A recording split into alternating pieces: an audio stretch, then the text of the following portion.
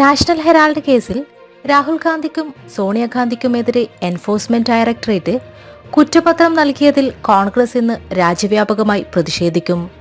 ED. ഓഫീസുകൾ ഉപരോധിച്ച് പ്രതിഷേധിക്കാനാണ് തീരുമാനം. AICC ഓഫീസിന് മുന്നിൽ നിന്ന് ഡൽഹിയിലെ പ്രവർത്തകർ പ്രതിഷേധ മാർച്ചായി ഇ.ഡി. ഓഫീസിലെത്തും.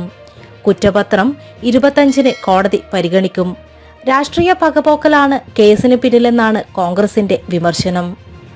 നാഷണൽ ഹെറാൾഡ് കേസിൽ സുപ്രീം കോടതിയെ സമീപിക്കുന്നതും കോൺഗ്രസ് ചർച്ച ചെയ്യുന്നുണ്ട്. കള്ളപ്പണം വെളുപ്പിക്കൽ തടയൽ നിയമത്തിലെ വിവിധ വകുപ്പുകൾ ഇ.ഡി. കുറ്റപത്രത്തിൽ ചുമത്തിയിട്ടുണ്ട്. അഹമ്മദാബാദിൽ AICC സമ്മേളനം നടന്ന ഏപ്രിൽ 9-നാണ് കുറ്റപത്രം സമർപ്പിച്ചതെന്നത് ശ്രദ്ധേയമാണ്. ഇന്ത്യൻ ഓവർസീസ് കോൺഗ്രസ് അധ്യക്ഷൻ സാം പിത്രോദ, രാജീവ് ഗാന്ധി ഫൗണ്ടേഷൻ ട്രസ്റ്റി സുമൻ ദുബെ തുടങ്ങിയവർ കൂട്ടുപ്രതികളാണ്. അതിനിടെ കള്ളപ്പണം വെളുപ്പിച്ചെന്ന കേസിൽ പ്രിയങ്ക ഗാന്ധിയുടെ ഭർത്താവ് റോബർട്ട് വാദ്രയെ ഇ.ഡി. ഇന്നലെ 6 മണിക്കൂറോളം ചോദ്യം ചെയ്ത് വിട്ടയച്ചു. ഇന്ന് വീണ്ടും ഹാജരാകണം. 2014-ൽ BJP നേതാവ് സുബ്രഹ്മണ്യൻ സ്വാമിയുടെ പരാതിയുടെ അടിസ്ഥാനത്തിലായിരുന്നു ഇ.ഡി. അന്വേഷണം.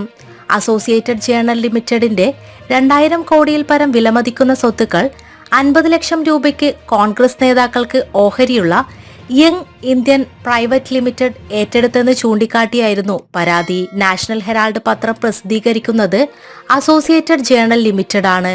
ഉടമസ്ഥാവകാശം യങ് ഇന്ത്യൻ പ്രൈവറ്റ് ലിമിറ്റഡിനും. 661 കോടിയുടെ സ്വത്തുക്കൾ ഇ.ഡി. നേരത്തെ കണ്ടുകെട്ടിയിരുന്നു.